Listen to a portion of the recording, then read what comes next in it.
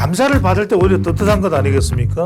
우리 강대기 변호사, 그다음에 이준우 평론가, 저, 그리고 항상 우리가 집에서 와이프의 감시를 받으면서 편안하지 않습니까? 아, 편안합니다. 감사를 안 받고요. 편안합니다. 네. 와이프의 눈을 속이려고 할 때 인생은 작살이 납니다. 인생은 작살이 납니다. 오히려 내가 당당하게 지켜보고 있다. 그렇죠. 당당하기 위해서는 감사를 받아야 돼요. 감사한 일이죠. 선관위원장이 중앙선거관리위원회 선관위원장이 대국민 사과를 발표를 했습니다. 어제 사과를 발표하면서 선관위의 뭐 일련의 지적들에 대해서 잘못했다. 국민들께 깊게 사과드린다. 하면서도 감사원, 감사나 외부 감사는 받지 않겠다. 뭐 이렇게 말을 했어요. 그러면서도 국회에서 정당한 뭐 통제 장치를 마련해 주면 거기엔 따르겠다. 이렇게 말을 했습니다. 어떠한 좀 사과인데 알맹이가 좀 빠진 사과라는 그러한 평가를 받고 있는데요. 여기에 대해서 어떻게 선관위에 대해서 쭉 한번 정리를 한번 해보실까요? 먼저 말씀드리면 지금 국민들은 격분한다고 봐야 될 거예요. 그러니까 격분이라는 것은 분노를 참지 못한다. 네. 근데 왜 그러냐면은 헌법의 독립기관이다라는 것을 우리가 부인할 수는 없겠죠. 네. 그걸 우리가 거부한다, 인정하지 않겠다가 아니라 핵심은 뭐냐면 자, 선거관리위원회의 선거관리 업무에 대해서는 누가 감나라 배나라 그럼 독립기관이니까 하면 안 되겠죠. 큰일 나겠죠. 그러니까 네. 그래서 중앙선관위의 신뢰를 우리가 유지할 수 있는 것은 그 독립 권한이에요. 그런데 그러면 그렇다고 해서 강 변호사께서도 생각해 보신다면 그래 우리는 아무도 우리를 못 건드려. 그래 직원 채용, 내 동생 채용, 누나 채용, 동생 채용, 언니 채용, 뭐 조카 채용 이게 괜찮습니까? 그리고 국민의 세금으로 운영되는 회계관리 또 직원들 아무렇지도 않게 휴직하고 로스쿨 가고 그거는 사실은 개인의 이익과 관계되지 뭐 그 과정을 거쳐서 중앙선관위의 이 공적인 자리에서 역할을 하는 게 아니라면 말이 안 되잖아요. 왜? 네. 제가 이 여론조사 하나 소개를 해드립니다. 이게 뉴데일리가 조사를 한 내용인데 뭐 여러분들 리서치 민의 조사 결과를 확인해 보시면 되니까 유튜브에서는 뭐 개요를 다 말씀드려야 될 이유는 없으니까요. 핵심은 이겁니다. 자, 헌법기관이라고 하는 선거관리위원회에 대해서 이것까지 밝혔어요. 감사원이 인력 관리에 대한 직무 감찰을 할 수 없다. 이걸 어떻게 보면 인력 관리입니다. 네. 행정적인 부분. 그렇죠. 네, 인력 관리. 그랬더니 인력 관리 등 직무 감찰은 해야 된다. 53.8%. 직무 감찰을 하면 안 된다가 28.9%입니다.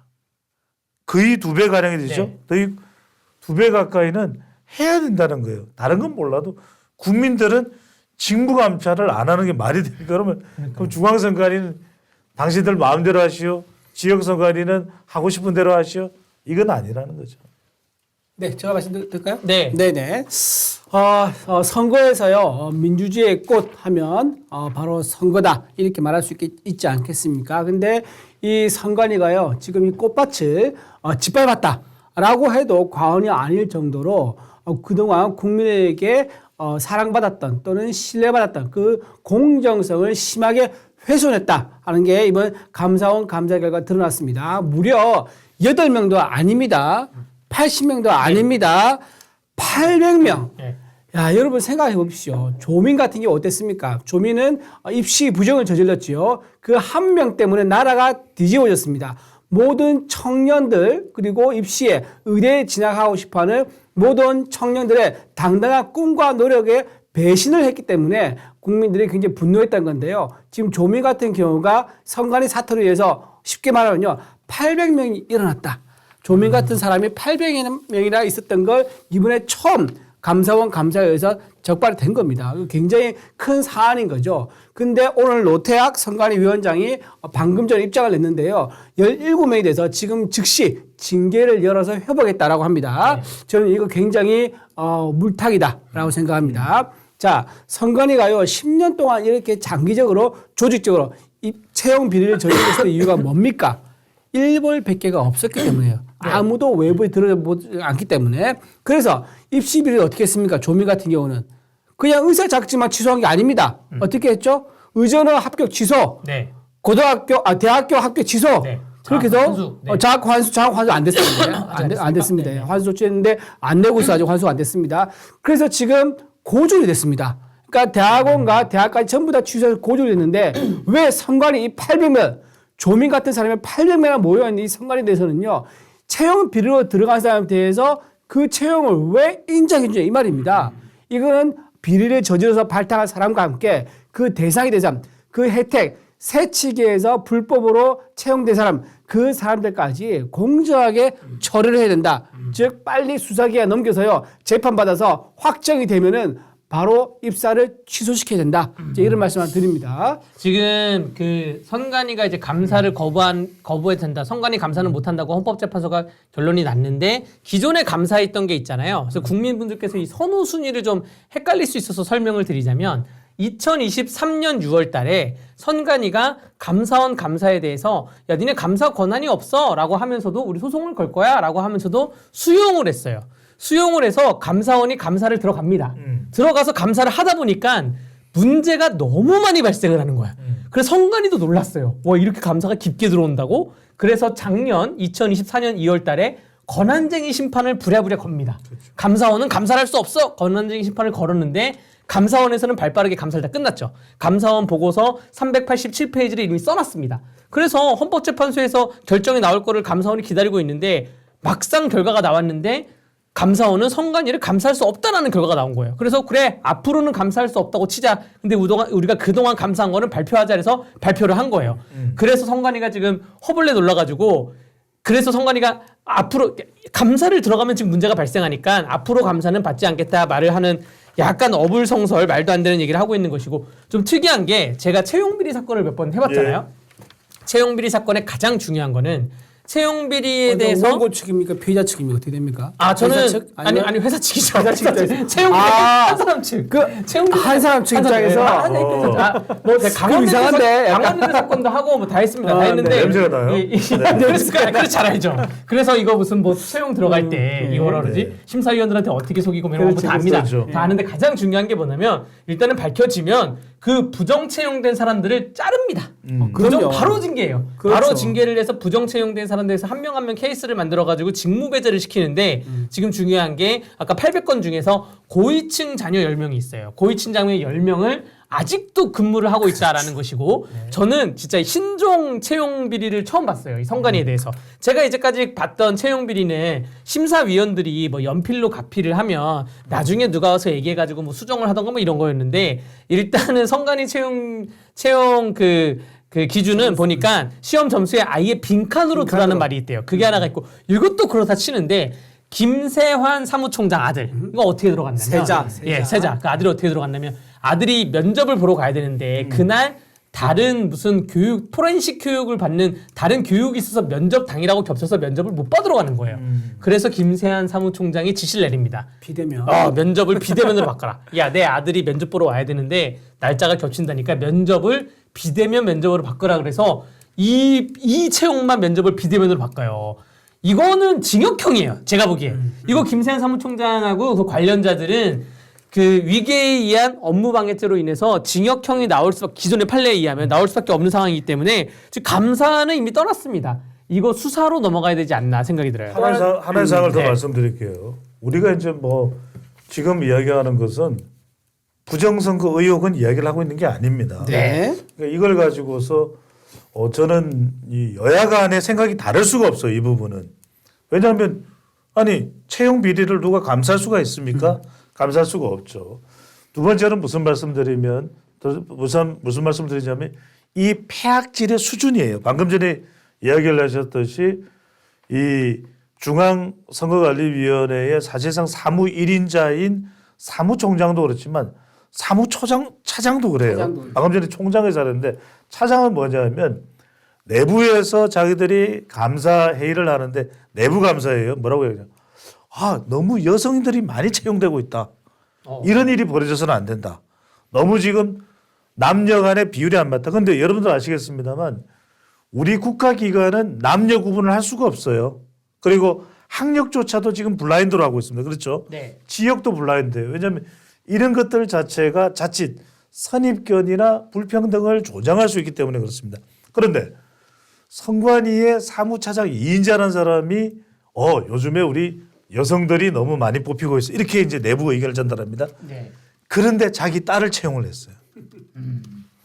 여성들이 많이 채용되고 있다고 지적을 하면서 네. 자기 딸을 특히 채용했어요. 딸이 남성인 있을 수 있는 일입니까? 그런데 제가 폐학실에 수준 말씀하셨습니다.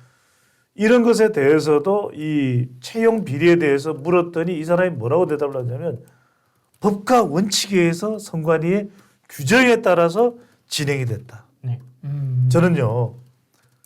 지금 저는 선관위가 어떤 신뢰도 받을 수가 없는 상황이다. 신뢰가 땅에 떨어졌어요. 그러니까 우리가 부정선거 의혹 여부를 떠나서 지금의 선관위가 지금 정도의 선관위의 신뢰 수준을 가지고서 지금 그냥 일반적인 중앙선관위 업무도 물론이지만 선거관리 업무를 할 수 있는 정도의 신뢰가 아닌 것 같아요. 저는 이거 말씀드려요. 제가 부정선거다 어떻다라는 말씀을 드리는 게 아니지만 이 정도의 신뢰를 가지고선 지금 회계 이야기도 나옵니다. 회계감사. 제대로 국민들의 세금으로서 예산을 배정받은 것을 제대로 썼는가. 이건 총체적 난국이에요. 지금 이 선관위는 국민들의 신뢰를 믿음을 1도 얻을 수가 없는 상황이 되어버렸어요. 네. 여러분 지금 좋아요, 구독 눌러주고 계시지요? 네. 제가 이어서 한 말씀 좀 더 드리면은 이런 채용 비리도 있었습니다. 본인이 딸을 추천했는가 봐요. 그러면서 뭐라고 하는지 아십니까? 내 딸 착해. 한번 써봐봐. 라고 했습니다. 그게 신문의 제목으로 나왔습니다. 조선일보에 내 딸 착해. 라고 하면서 채용 비리를 저질렀던 부럽다. 황당한 세상에 자기 딸, 자기 아들 안 착한 사람이 어디 있습니까? 이런 식으로 매우 주관적이고 어떤 그 위에 있는 가위 위치에 있는 사람을 우월적 지위를 악용해서 이렇게 불법 채용을 저질렀다는 거, 그리고 이게 먹혔다는 거, 10년 동안 먹혔다는 거 정말 충격이고요. 두 번째로 국회에서 이거 냄새를 맡습니다. 보통 국회가 제가 보좌관 생활 좀 오래 해서 말씀을 드리면은 국회는요 보통 하는 게 뭐냐면 정부에 대한 비리를 감사할 때 예산과 인사, 사업 이 세 가지 포인트예요. 그러니까 예산을 정확하게 썼느냐, 인사 비리가 없었느냐, 그리고 사업이 제대로 효과가 있었느냐 없었느냐 이런 걸 보는 건데 여기서 인사 문제를 냄새 맡습니다. 그래서 국회에서 선관위에다가 자료 요구를 합니다. 선관위에 있는 가족관계 현황 자료를 달라고 합니다. 네. 그때 선관위 뭐라는 줄 아세요? 그런 자료를 생산 안 합니다 하면서 답변을 거부해요. 몇 번이나 10번 넘습니다. 10번 넘게 했는데요. 최초에 이 자료 요구했을 때 있지 않습니까? 네. 그때부터 이미 6개월 전에 네. 선관위에서 만들었어요. 선관위에서 누군가가 지시를 했답니다. 네. 야, 우리 선관위 내에서 가족관계에 있는 직원들이 현황을 만들어봐. 네. 해서 만들어서 데이터를 가지고 있었다는 거예요. 네. 그러니까 누구가 직원이 새로 들어오지 않습니까? 그러면 어느 이제 누구의 아들이다, 어느 과장의 아들이다, 어느 딸이다 이게 있었다는 거예요. 있었는데 이거를 뭐라고 했느냐? 우리는 그런 자료가 없다고 하면서 10번을 허위 자료로 답변했습니다. 자, 이거 맨 처음에 지시한 과장이 있을 거예요. 그 과장이 나와서 수사를 받아가지고 경위를 밝혀야 됩니다. 그리고 실무자도 가담했죠. 공범입니다. 그리고 그 위에 결국은 국회에다가 자료 회신을 할 때는요. 그 기관장의 명으로 답변을 하는 거거든요.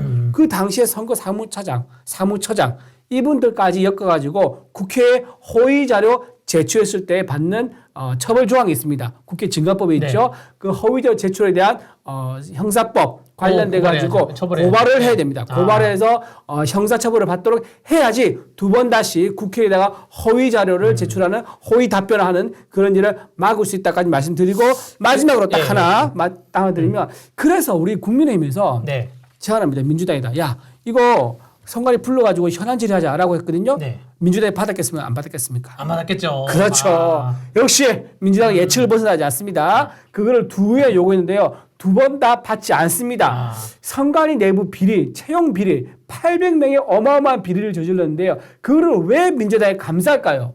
저는 이거는 여러분들 아마 잘 생각하실 거라고 봅니다만 감싸는 이유는 아마도 민주당에서는 선관위가 자기 편이지 않을까 하는 그런 착각이 있는 게 아닌가 또는 그런 확신이 있는 게 아닌가라는 그런 의혹을 자아내고 있다고 말씀드립니다. 저는 이 모든 문제의 시작이 선관위의 경력직 채용에 있다고 보는데 가장 황당한 게 뭐냐면 공무원이 이제 시험 봐서 들어가는 공무원이 있고 그렇죠. 또 별정직이 있잖아요. 그렇죠. 근데 경력직이 좀 애매한 채용인 것인데 사실 제가 토목공학과를 나왔습니다. 제가 토목기사 자격증도 있어요. 뭐 인제군이나 횡성군 등 약간 군 단위에서는 토목직 공무원이 안 뽑혀가지고 토목기사 자격증에 한해서 경력직 채용을 합니다. 엄격한 요건 하에서. 예. 근데 선관위의 경력직은 아니 이 사람들이 선거 경험이 없는데 누굴 경력직으로 뽑을 것인가 그런 의심이 드는 부분이죠.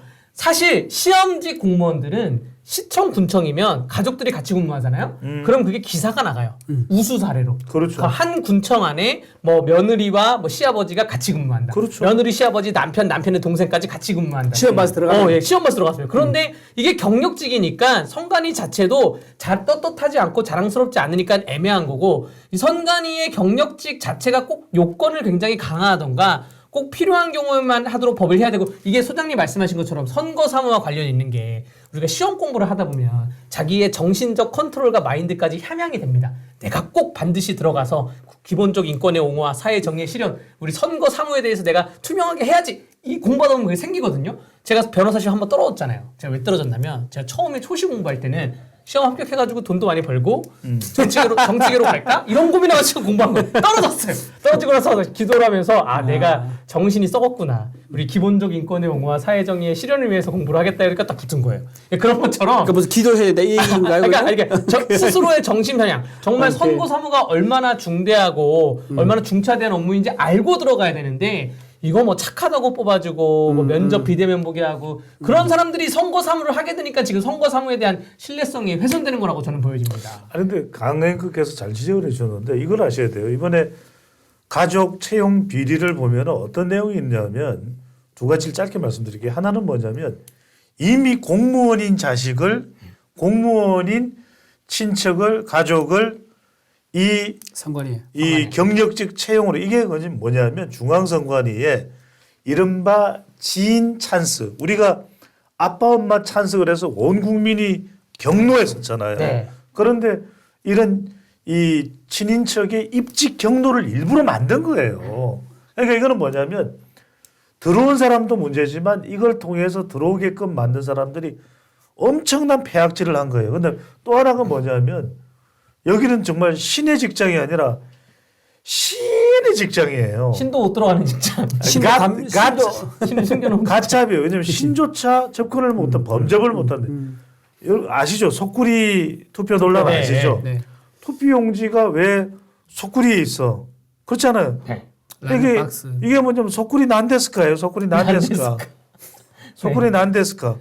그런데 그걸로 징계를 받아야 되는 사람이 당시 정책실장이었단 말이에요. 이 사람을 그러면 책임을 지게 하기 위해서 비연고지인 경기도의 상임위원으로 임명을 할게요. 딱 임명을 합니다. 그러니까 이제 또 난리가 나. 왜 여기서 이 사람을 임명을 했냐? 그러니까 죄송합니다. 그러면 징계를 내려야 되는데 그렇죠. 징계를 내리는 게 아니라 다 우회를 해서 면피를 하는 거예요. 그런 다음에 이 사람은 다시 어떻게 하냐면은 이 사람을 충북 선관위 상임위원으로 임명을 합니다.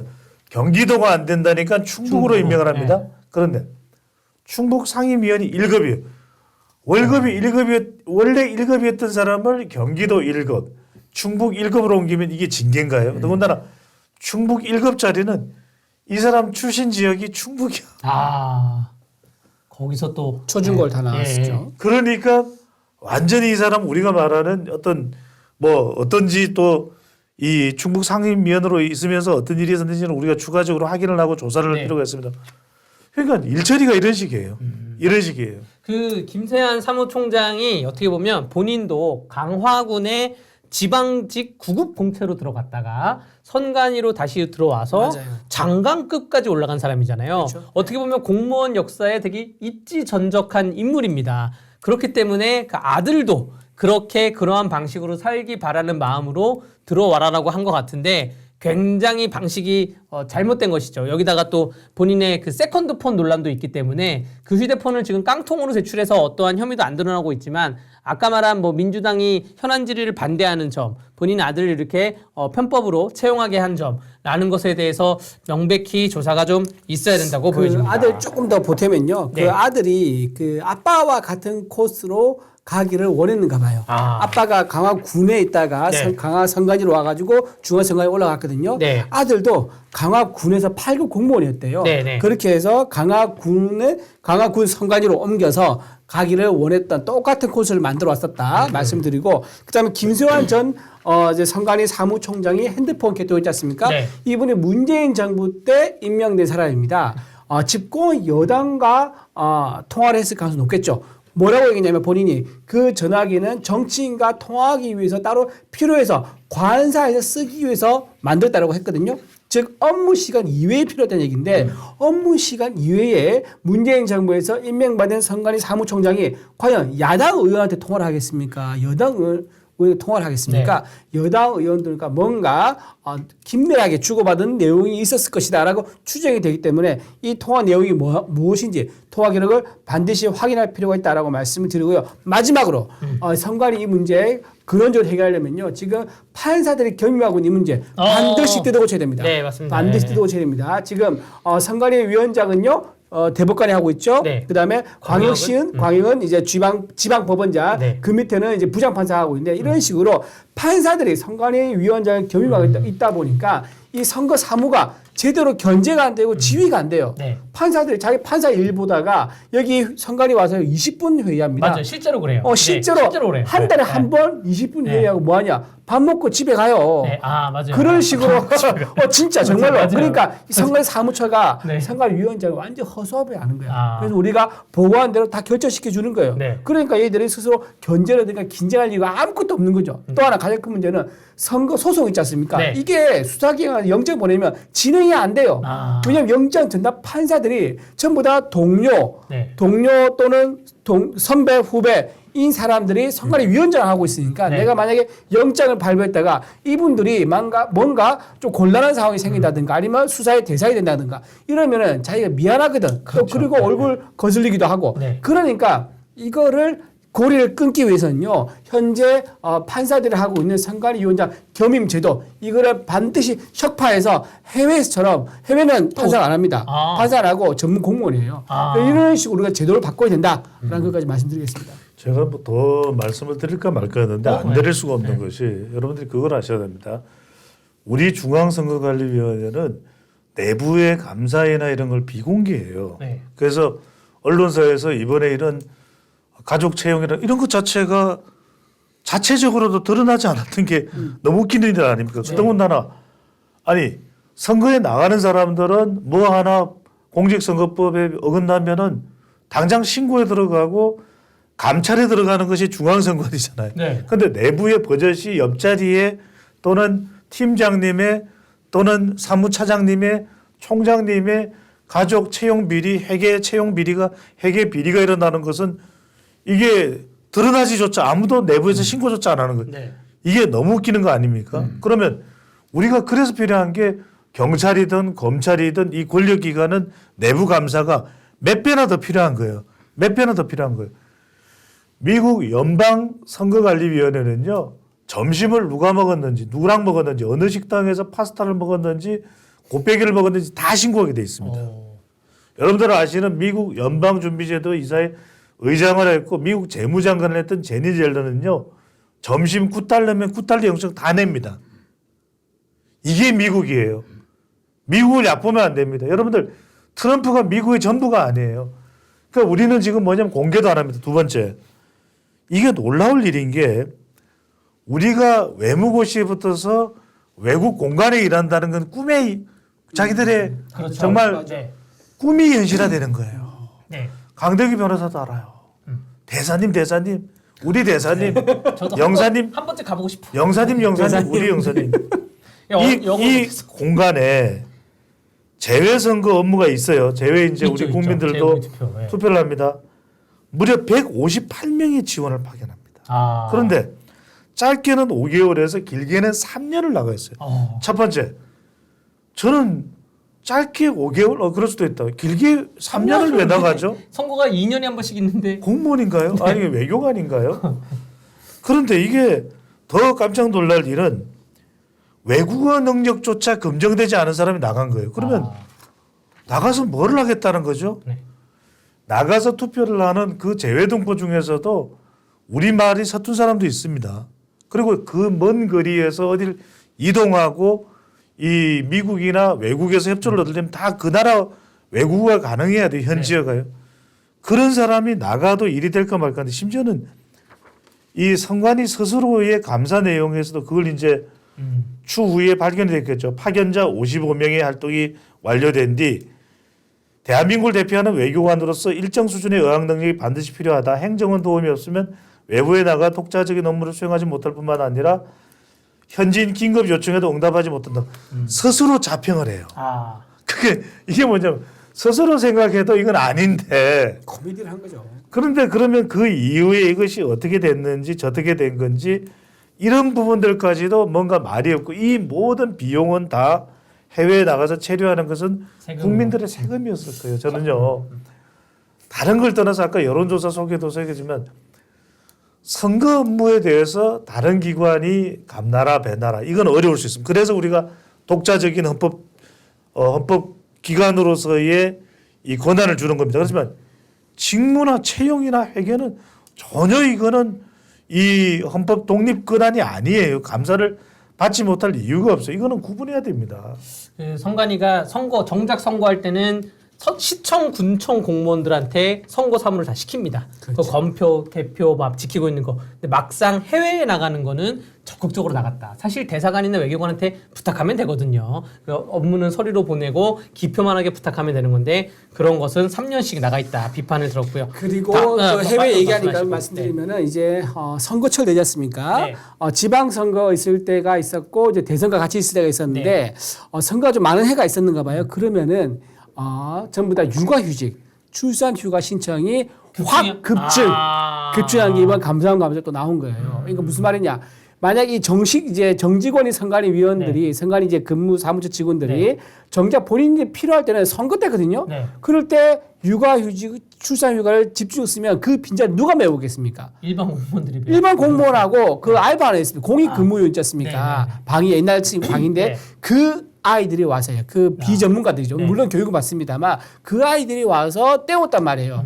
알고 보니까 이런 식으로 선관위가 자기들 본업이 정작 발휘해야 되고 전문적으로 발휘해야 되는 그 시기에는 회피를 했었다는 것도 굉장히 좀 나쁜 지점이다라고 좀 말씀드리고 싶고 이번에 만약에 개헌을 하지 않습니까? 저는 만약에 조기 대선 안 일어난다고 생각하지만 만약에 조기 대선 일어난다. 그러면 이 개헌할 때 이것도 같이 논의해야 된다.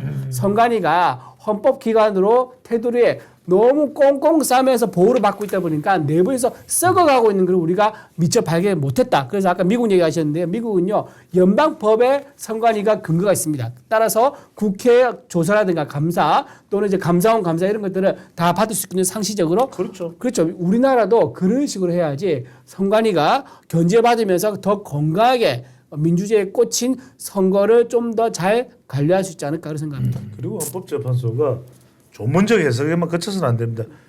그 헌법의 위에 누가 있습니까? 국민이 있는 겁니다. 그러면 국민 위에도 법이 있겠지만 국민 밑에도 법이 있는 것이고 국민이 우선돼야 되는 것이고 첫 번째. 두 번째는 저는 뭐 선관위 직원들이 정말 출산을 위해서 간 거는 허용해야죠. 그걸 또 뭐 우리가 오히려 저는 장려할 필요가 있다면 출산인데 그건 어느 때고 뭐 선거 때고 그럼 선거 때 맞춰서 애를 놓아서 그렇게 뭐 휴가를 가지는 않았을 거니까. 근데 이제 그런 휴가가 아니라 정당한 휴가가 아니라 뭔가 방편 어떤 핑계를 댄 그런 휴가를 통해서 자신의 이 책임을 도외시하려고 했다든지 그런 게 있다면 그건 절대 용납이 돼서는 안 되고 그런 것들을 확인하려면 감사가 돼야 됩니다. 그리고 감사를 받을 때 오히려 떳떳한 것 아니겠습니까? 우리 강대기 변호사 그다음에 이준우 평론가 저 그리고 항상 우리가 집에서 와이프의 감시를 받으면서 편안하지 않습니까? 편안합니다. 감사를 안 받고 편안합니다. 와이프의 눈을 속이려고 할 때 인생은 작살이 납니다. 손이 떨리는 인생은 작살이 납니다. 오히려 내가 당당하게 지켜보고 있다 이렇게. 그렇죠. 당당하기 위해서는 감사를 받아야 돼요. 그렇죠. 감사한 일이죠. 감사해요. 자 우리 자, 우리 성관이 얘기를 지금 30분을 했어요. 원래 15분 하려고 했는데 정말 사실은 성관이 얘기만 하자면 1시간도 진짜 모자랍니다. 근데 모자래, 사실은. 모자라요. 모자래. 보고서 얘기를 하나하나 워낙, 뜯어내는데 아. 일단은 우리 오늘 썸네일 얘기를 해야 되니까